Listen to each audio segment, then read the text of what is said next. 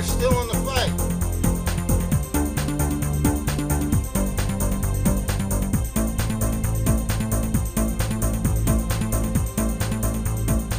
Hello, we're back out here at the Tri-State Gun Club, and today's tip we're going to try to show you what they call cutting the pie.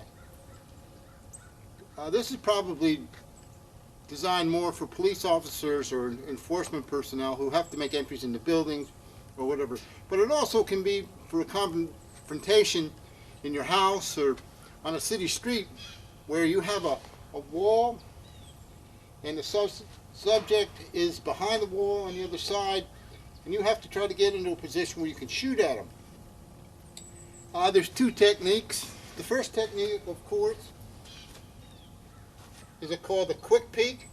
Just pop out, back in, pop out, back in, and that's fine. That's a good technique as long as you don't pop back out at the same place in the same time intervals each time that you make that peek. There's another technique that I want to talk to you about. It's called cutting the pie. Other people call it different things, but what it actually deals with is the angle at which I am looking for this individual. Now the individual is a camera and it's down behind this wall at the other end. So what I need to do, I can't see the camera, I can see the leg, but if he pops out, of course I'm in line of sight. So what we're going to do is we're going to do a technique called cutting the pie. And what we do is we get away from the wall.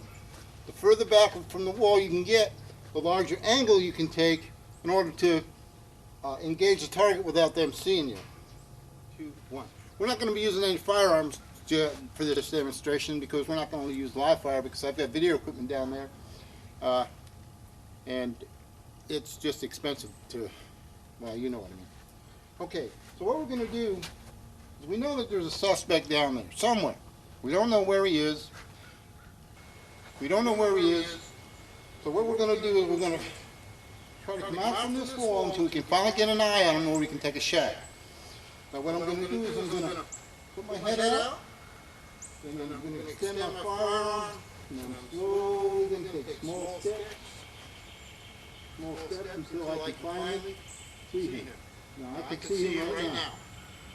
He's down there. I don't know if you can see me, but I can see him and I can get a shot off and fire. Now the farther back I get, the further out I can get. And that's the secret. If the further away you can get, away from this wall, the larger the angle you can use in order to get that shot where you can see him and he can't see you. 1. Okay, we're going to do a scenario now, incorporating that cutting the pie and the quick peek, and we're going to use multiple suspects. I've got 1 over here, 1 there, and I've got 3 over here. A civilian or even a police officer, if you can wait for backup, I mean, when you take on more than 1 individual, usually a shooting situation is real bang bang. But when you have more than 1 individual, it's going to be a shootout. If possible, wait for backup. You know, you never want to go into a situation where you're outnumbered or outgunned. Yeah, it's not a good situation to be in. But there may be times when you have to. That's your call, your supervisor's call, whatever. All right, what we're going to do is we're going to incorporate what we did in one of our last training situations. We're going to take out one of the largest threat. Now the largest threat to me is a target that's right here behind this wall. It's downrange, you may not be able to see it. That's going to be the guy, he's got a high-powered shotgun. The rest of them have handguns. We're going to have to make some moves, we're going to have to cut the pie, we're going to try to take out as many as we can, as quickly as we can. Okay? Let's give it a try.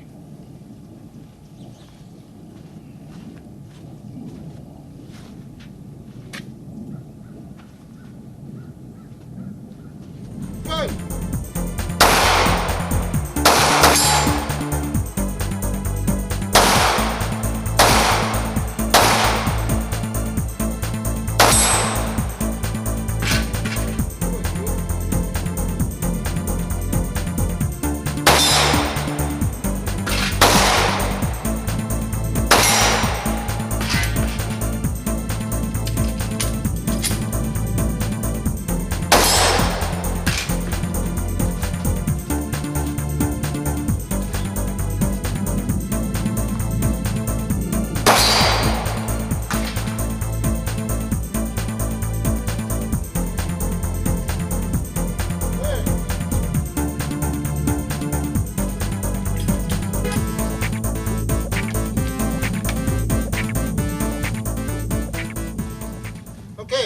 situations, I wouldn't clear my weapon, but being here that we're at a range, we always try to keep a safe weapon.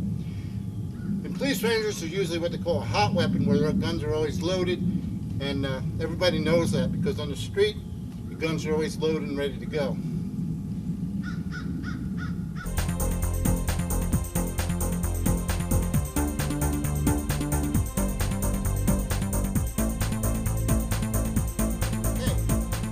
A quick review. We're on another one of the ranges here at the Tri-State Gun Club. We have a car. Is that cover or concealment? Usually if you're behind it in some way, rounds are going to go into this car and they're going to stay there. They're not going to go through it. So this would be cover. Now you see the barrels, they're concealment. That's all they do is hide you. So if you have an opportunity, take the car. The barrels are fine if they don't know you're there, but bullets do go through them.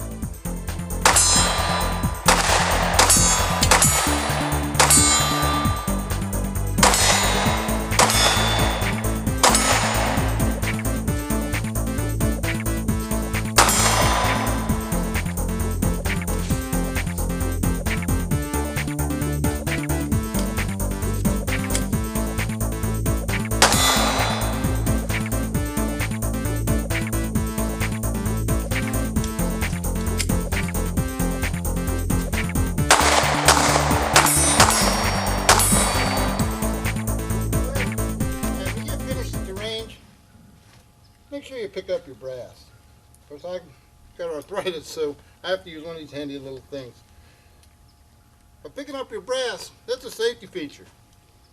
Somebody's got to come in here and mow this grass in the summertime when it gets long. And if you've ever seen one of these brass shell casings being hit by a lawnmower, or been there when it got one of these hit you in the head or in the face, you know why it's a safety issue. So please, pick up your brass when you're finished. I hope that this has been some help to you. This is Al Vine from beautiful Level Plains, Alabama at the Tri-State Gun Club. We'll see you the next time.